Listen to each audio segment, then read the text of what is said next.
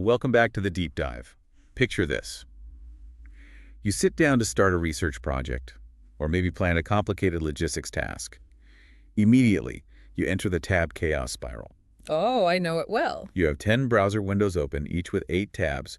You're copying and pasting summaries from one document into a note on another, and you're constantly backtracking, trying to remember where you saw that one critical piece of data. It's cognitive overload, pure and simple.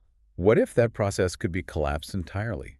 What if your browser was redefined, moving from a passive window into the internet to an active cognitive assistant that doesn't just show you websites, but successfully completes those complex, multi-step tasks for you autonomously? That's the dream, isn't it? This isn't just about an AI extension. This is a fundamental architectural revolution, what the source material calls agentic browsing. Yes, that term is key. Today, we are undertaking a deep dive into the technical monograph written by Chandra Nath, focusing on the new Comet browser, developed by Perplexity AI. Our mission is to extract the definitive insights on this new paradigm and understand the staggering productivity gains and the rigorous governance frameworks required to support a fully agentic system. And that architectural framing is absolutely paramount to understanding why this matters. The core shift here is moving away from what we traditionally know as search-based engagement, where the user, dictates every single click, every move. Right, you're the puppet master. Exactly. And the browser simply serves as a retrieval tool. We're moving to intent-based engagement. Okay, intent-based, meaning I just state the goal. Pretty much. Comet is being positioned aggressively as the world's first fully agentic web browser, fundamentally challenging the traditional tool-centric model dominated by names like Chrome, Safari, and Firefox. The user is no longer expected to be the constant information wrangler. The distinction between tool-centric and assistant-centric is the philosophical pivot here. We're moving from using a hammer, let's say, to using a skilled carpenter who knows how to build the house. That's a great analogy. Exactly. The monograph clearly defines Comet's core ethos. Browsing evolves from being dependent on manual tools to being powered by pure intent. The goal is to allow users to navigate the web at the speed of thought. Speed of thought. That's ambitious. It is. By delegating the entire execution of repetitive processes, complex data filtering and synthesis to these contextually intelligent agents, it's a direct move to reduce the cognitive load inherent in modern digital work. That constant switching, remembering, pasting. Gone, or at least significantly reduced. That's the promise. So let's dig into the architecture then. When we talk about agentic AI living inside a browser, we're talking about giving the system intelligence that persists across tasks. It's not just, one-off queries. How does that actually manifest for the person using the browser? What does it feel like? Well, it manifests as a cognitive companion. That's the term they use. Comet is built to move far beyond just responding to explicit searches. Okay. It is designed to synthesize information, engage in proactive reasoning, and critically execute multi-step tasks without continuous user intervention. You don't have to hold its hand through every step. And how does it manage that? This capability relies on a dynamic agentic core featuring cross-tab awareness.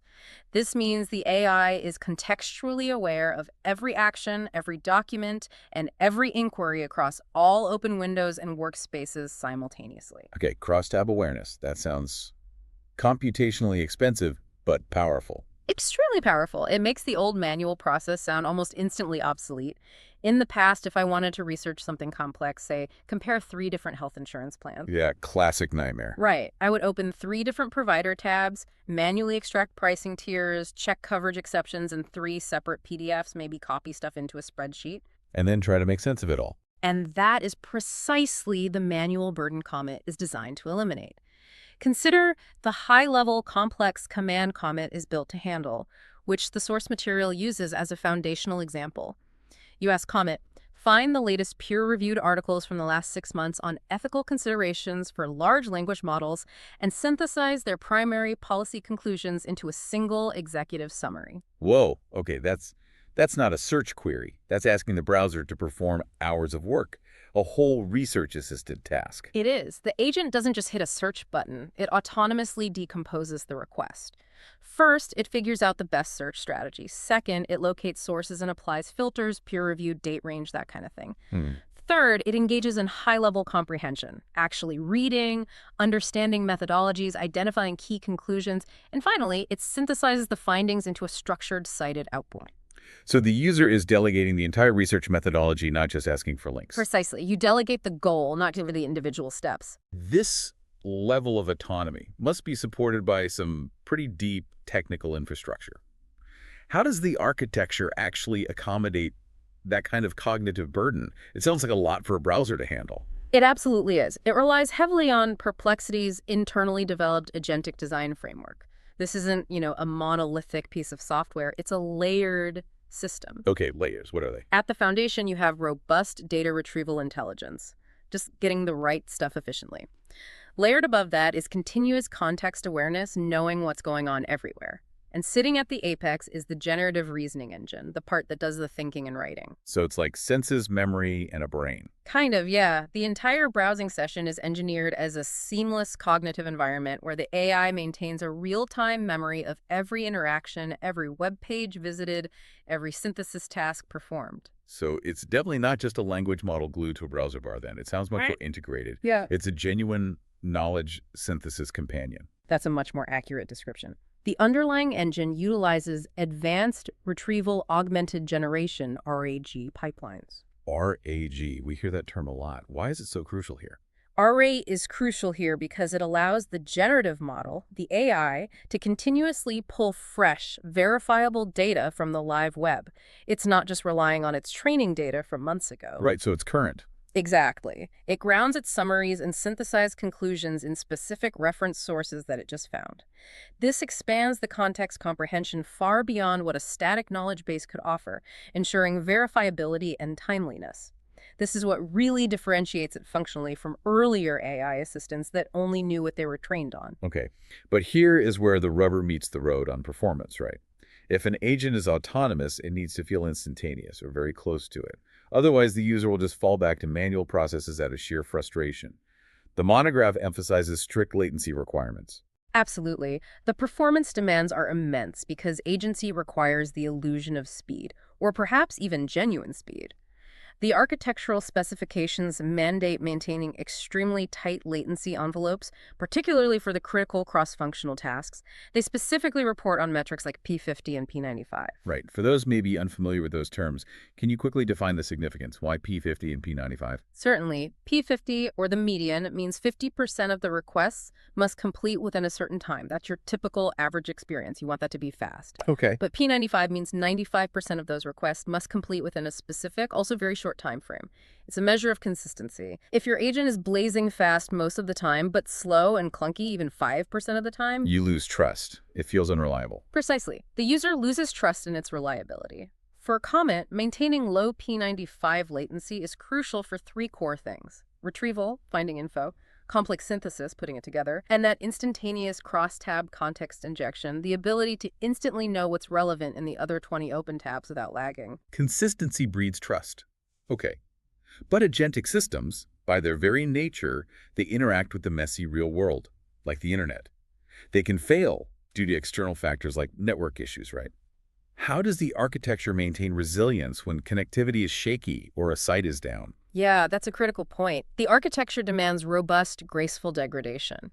If the system detects poor connectivity or maybe resource strain on your own machine, it must not simply halt or throw up an error You message. shouldn't just crash. No. Instead, it is programmed to fall back immediately to cached, locally stored sources, if available.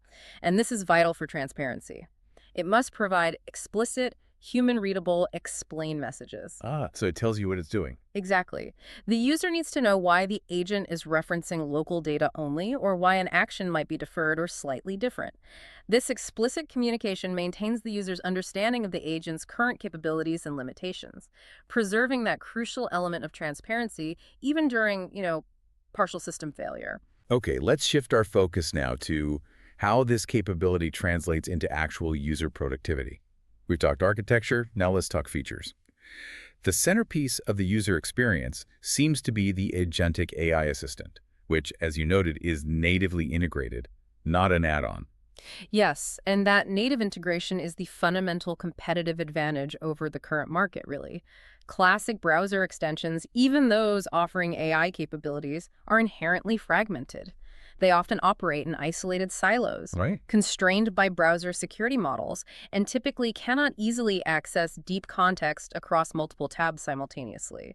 They might work on the current page, but not know what's happening 5 tabs over. But because Comet's assistant is baked into the core, it can use that cross-tab intelligence seamlessly. It knows the whole picture. Absolutely. Think about tedious administrative work. The agent can recall a flight number from your email thread in Workspace A. Transfer that specific value into a flight tracking page open in tab 3 of Workspace B, and then auto-generate a summary of schedule changes in a note, all without the user manually copy-pasting or even switching tabs repeatedly. That ability to move relevant data and context between disparate digital locations, that alone sounds like the engine of workflow acceleration. It really is. It attacks that friction directly. This complexity means the agent must handle workflows far beyond simple search queries, though. This gets us to the domain of agentic task decomposition. What does that actually mean? Precisely. The engine is explicitly engineered to autonomously break down extremely complex, abstract goals, the kind a user might state in a single sentence, into potentially hundreds of small, sequential, executable steps. Right, breaking it down. Let's stick with a complex example: planning a major international trip itinerary that involves specific research parameters. A real headache. The ultimate multi-step nightmare. Flights, hotels, visas, local transport reviews. Yeah, a nightmare for a human doing it manually, but a defined process for the agent. The user simply says, plan a detailed 3-week research trip to 2 different European cities next May, prioritizing venues with sustainable energy certifications, and export the entire schedule to my calendar. Okay, there's a big ask. Huge. The agent then decomposes this. 1. Search flights to City A, checking specific carriers or even sustainability data if requested. 2. Search lodging options, filtering by those certification requirements. 3. Verify entry visa requirements, maybe health policy changes post-pandemic. 4. Cross-reference the 2 cities for travel links like train schedules. 5. Compile reviews for shortlisted places. 6. Structure the full itinerary day by day. 7. Maybe generate financial summaries or budget estimates. And 8. Execute the scheduling export to your calendar app. All this is done autonomously, ideally while just being monitored by the user. Wow. That level of automation generates a tremendous amount of valuable data in the process, the findings, the decisions made by the agent. If the user had to manually manage that complexity again next year, or even just pick up where they left off, they would lose the value. So workflow memory must be central to this. Oh, it is essential for sustained productivity. The browser meticulously stores all previously completed steps and the decision paths the agent took. This allows users to easily resume a paused workflow. Like if you get interrupted. Exactly. Or review exactly how the agent achieved a result 6 months ago. Why did it pick that hotel? You can check. Or reuse the automation path for a similar task, say planning a different trip but applying the same sustainability filter parameters. It's a foundational component for long-term knowledge management within the browser itself. And to handle the sheer volume of these complex projects, the sources indicate Comet replaces the classic tab system, or at least supplements it significantly, with the concept of workspaces. How are these different from just having multiple browser windows open? Yeah, they're designed to be much more than just a collection of tabs. Workspaces are designed to be living projects. They are dynamic, retaining not just the open tabs, but the full context, the history of agent interactions within that project, and the actionable insights derived from the agent's work. So it's the tabs plus the agent's brain for that project. That's a good way to put it. This allows for rigorous compartmentalization. A corporate lawyer, for example, can have separate, isolated workspaces for litigation A, due diligence B, and maybe their personal finance, ensuring no context bleed between confidential projects. That isolation is key for professionals. And within that compartmentalization, they also handle the tedious aspects of professional research, like source attribution and citations. That's often a huge time sink. Absolutely. Workspaces are inherently linked to automatic citation management and report generation, since the agent synthesizes information using RED, as we discussed. Right, it knows where it got the info. Exactly. It knows precisely which external documents were referenced. This allows the system to automatically generate footnotes, bibliographies, or source lists linked to the final reports or summaries compiled within that workspace. This simplifies compliance and academic rigor dramatically. Okay, that's a huge practical benefit. Now let's talk about the brain's architecture itself, the memory system. The monograph calls it context memory and models this on human cognition, which is Well, that's a big claim. What do they mean by that? It is a big claim, but it speaks to the sophistication they're aiming for in the architecture. They consolidate all these memory functions under the single umbrella term context memory, ensuring that research threads, insights, and connections are never lost simply because the browser was closed or the user moved on to another task for a while. It persists. Okay, so this unified context memory, Yeah. how is it broken down into functional components? Is it just one big blob of data? No, it's structured. It's split into two crucial subtypes. The first is episodic session memory. Think of this like your memory of a specific event. This is the highly granular record. The specific queries you made, the output the agent generated, the web pages you visited, maybe the highlights you made on a page, and the tasks executed. Importantly, it is strictly bound to a single workspace or project. It is the record of what happened in that specific context, that time and place. Got it. So very specific, very localized. Mhm. And the second type, the semantic linking memory. This sounds like where the system achieves genuine cross-project intelligence. Precisely. Semantic linking memory is the layer that creates normalized concepts and intellectual associations across all your different workspaces and historical sessions. It's finding the patterns and links in your work over time. How does that work in practice? So if you research supply chain logistics in one workspace today, and then maybe international tariff policy in a completely different workspace 6 months later, the semantic linking memory establishes an association between those two concepts based on your interactions and the content. This enables proactive suggestion. Like, hey, remember you looked into tariffs when researching logistics? Exactly that kind of thing. And deep cross-tab recall. It connects the dots across your different projects. So if I return to a project from last year, say I was looking into quantum computing benchmarks, the semantic memory doesn't just remember the tabs I had open back then. It might immediately restore the conceptual understanding, perhaps pulling in relevant summaries or highlights I made in a completely unrelated project on advanced material science applications that the system realized was relevant. That is precisely the goal. It bridges those knowledge islands that normally exist between our different projects or phases of research. It promotes cumulative and deeper research because the browser starts to understand your history of intellectual inquiry, not just your history of URLs visited. So when you revisit a subject, you immediately regain the associated context, the relevant connections, allowing you to bypass that painful initial ramp-up phase of trying to remember everything about a topic. Exactly. Get straight back into the deep work. This brings us to the unavoidable and potentially rather dramatic comparison. If Comet is this persistent cognitive companion, this assistant, what does that mean for the status quo, for the market dominated by the very tool-centric approach of Google Chrome? Yeah, the contrast is stark. The structural difference is profound. Chrome's strength, undeniably, lies in its speed, its stability, its vast, mature extension ecosystem. Its philosophy is fundamentally about being the fast, reliable host for web content and applications. Get out of the way and let the web page load fast. Essentially, yes. Comet's philosophy is fundamentally different. It's focused on automation depth, persistent intelligence across tasks, and aggressive cognitive reduction for the user. It's a question of whether you value the efficiency of the mechanism, Chrome, or the efficiency of the outcome, Comet's promise. The technical battle then really centers on native AI versus the extension ecosystem. Is that fair? I think it is. Chrome relies heavily on extensions for most advanced functionality, including pretty much all third-party AI tools. This often means intelligence is siloed within that extension. Right, the grammar checker doesn't know what the PDF summarizer is doing. Exactly. Context is limited, and the user often has to manually manage multiple third-party systems, each with its own interface, its own limitations.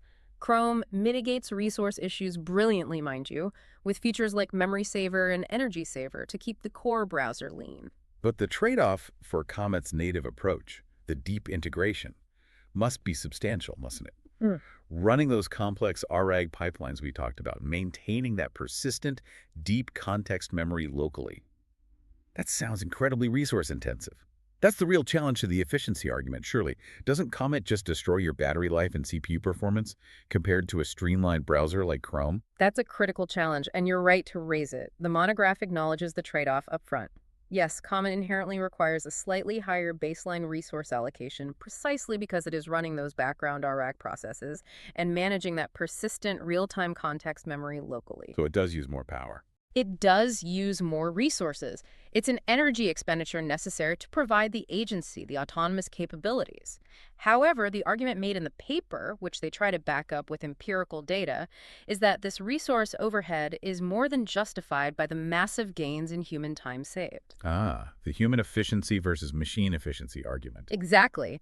They argue that the slightly higher cost of computation is vastly outweighed by the reduction in cognitive effort, the reduction in manual clicks and task switching, the hours of human labor saved. Well, we don't just have to debate the philosophy, because the monograph actually provides concrete empirical evidence using specific persona case studies to validate that productivity claim. This is where the abstract benefits become cold, hard, measurable facts, right? Yes, and these case studies are incredibly compelling because they track metrics that every researcher or analyst knows devour time, clicks, tab switches, and overall time on task to reach a specific goal.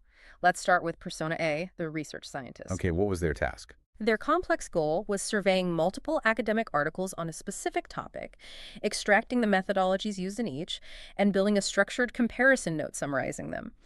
A very common scientific workflow. Okay, and in a traditional non-agentic workflow, say, using Chrome with maybe some basic tools, how long did that take? The baseline was 38 minutes. All right, over half an hour. hmm And with the Comet agentic workflow. That time plummeted to just 19 minutes. Wow. That is a clean 50% reduction in total time. But look closer at the interaction metrics, which I think are even more revealing. They measured a 50% reduction in clicks, Okay, half the clicking. and astonishingly, a 67% reduction in tab switches. Wait, 67% reduction in tab switches. Anyone who has done real complex research online knows that tab chaos, switching back and forth, is the single biggest source of friction and loss of focus. That number alone seems transformative. It fundamentally changes the experience of digital work. It really does. It shifts the user's role entirely from manual coordinator to supervisor. The agent is managing the coordination and context transfer between sources, eliminating the need for the user to be the one constantly juggling windows and trying to hold information in their head. Okay, that was the research scientist. Hmm. What about Persona B, the product analyst? Different kind of task. Similar complexity, different domain. Their goal was compiling a detailed feature comparison of competitive software products, pulling specs, pricing, reviews from multiple sites. Another classic multi-source synthesis task. What were their results? They saw time on task drop from 26 minutes baseline down to just 13 minutes with Comet. Again, another perfect 50% reduction in total time. Consistent results then. Very consistent. And again, the interaction metrics confirm the agency's impact. A 52% reduction in clicks and a 61% reduction in tab switches. The data matrix presented in the paper strongly suggests that the native agentic design is not just a marginal improvement. It fundamentally rewrites the efficiency equation for these kinds of complex multi-step workflows. So, Comet provides a very compelling case for efficiency, for saving human time and effort. But we're talking about an agent that handles, potentially, vast amounts of deeply personal or professional context. Emails, financial research, medical queries, confidential work documents. This immediately elevates privacy and data sovereignty to an absolutely non-negotiable issue, doesn't it? Absolutely. It's probably the number one concern people will have, and rightly so. And this is where Comet attempts to distinguish itself significantly with the core architectural principle of local execution. Local execution, meaning? The context memory we discussed, both episodic and semantic, the execution of the agentic tasks themselves, and the raw data processing involved are all designed to be handled within the browser directly on the user's own device. This is the definition of local first processing in action. Not sent to a cloud server for processing. The core agentic processing, the memory management that stays local. Now, obviously, it needs to fetch information from the web, but the synthesis, the reasoning, the memory that's happening on your machine. Okay, what are the deep implications of maintaining that local first processing for something like data sovereignty? Well, by minimizing the exposure of your activity context and the agent's reasoning process to external servers, the system inherently simplifies compliance with complex international data protection laws. Think about regulations like the EU's GDPR or India's DPDP Act. Right, which have strict rules about where data can be processed. Exactly. They place strict requirements on data processing location and cross-border data transfer. If the sensitive context memory and agent activity logs remain primarily on the user's laptop or desktop within their jurisdiction, the regulatory landscape becomes significantly simpler to navigate both for the user and the provider. How does that compare to the established norms of Chrome, which is, let's face it, deeply integrated into a massive cloud ecosystem? It's a fundamental difference in philosophy and architecture. Chrome uses powerful sandboxing techniques, like the Privacy Sandbox initiative, mainly to isolate web threats from each other and from the user's system. However, its core functionality, especially things like profile sync, history sync, integrated services, they are deeply coupled to the Google data ecosystem. So data often goes to Google servers by default, unless you turn things off. Right. While Chrome offers many manual controls over sync and data sharing, the default state often involves a significant degree of server-side data synchronization and processing. Comet's model, conversely, positions the user's device as the sovereign border for the sensitive context memory by default. And the user absolutely must have full, granular control over this powerful local memory structure. It can't be a black box. Complete control is paramount. The monograph details highly customizable privacy modes. This includes, for instance, the option for ephemeral agentic session. Ephemeral, meaning temporary. Exactly, allowing users to instruct the agent to automatically purge all session state, history, agent interactions, and context memory related to that session immediately upon closing the workspace or the browser. Like an incognito mode, but for the agent itself. Okay, that's useful. Beyond that, users maintain granular, explicit in-product control to manually pause the agent's learning or actions, export their entire context memory for backup or migration, or erase it completely on demand. The entire architecture is described as being designed around principles of data isolation and strict workspace compartmentalization. Okay, so we have this powerful, efficient, locally run agent, but introducing an autonomous system that acts on a user's behalf, even locally, requires tremendous rigor, especially regarding accountability and ethical considerations. How do you ensure it behaves as expected? The monograph details a fascinating internal process they use to ensure technical and ethical accountability, which they term the Agentic Editorial Board. What was that? Yes, this was perhaps one of the most unique aspects of the documentation provided. To ensure the white paper's own claims about the architecture, the security model, the productivity gains, and especially the ethical design principles were sound and well defended. The author submitted the original manuscript draft to a peer review process conducted internally by 10 separate specialized AI agents. Wait, peer review by other AIs. Exactly. These weren't general-purpose chatbots. They were agents specialized for this task, covering disciplines like AI systems auditing, human-computer interaction, HCI analysis, regulatory policy checking, mapping against GDPR, etc., security vulnerability scanning, and even technical editing for clarity.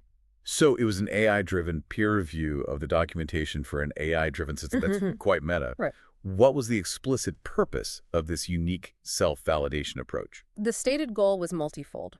First, to rigorously validate the technical claims being made about Comet's capabilities. Second, to strengthen the empirical grounding, essentially, demanding proof for the productivity claims, moving from assertions to verifiable metrics. Which led to those persona studies we discussed. Presumably, yes. And critically, the third goal was to proactively map the architectural design and its governance features against prevailing regulatory frameworks before finalizing the design and documentation, trying to anticipate compliance needs. And the feedback from those 10 specialized agents wasn't just left raw. It was synthesized by yet another system. Correct. The output, the critiques and suggestions from the 10 peer reviewer agents, was compiled and prioritized by a separate meta-orchestration system they call the LYRA3 meta-orchestrator. This system analyzed all the agent feedback and distilled it into 4 core priorities for revision, ensuring the final documentation was technically sound, empirically supported, and ethically robust. Fascinating process. What were those synthesized priorities that came out of the LYRA3 analysis? What needed fixing or strengthening? According to the monograph, there were 4 main directives. First, a clear mandate to strengthen empirical grounding, which, as you said, likely resulted in the inclusion of the detailed, benchmarked persona case studies we just discussed, showing, not just telling. Second, improving terminological precision. This likely led to the clearer, unified definition and structure of context memory, episodic and semantic we talked about, ensuring everyone understood the concepts consistently. Okay.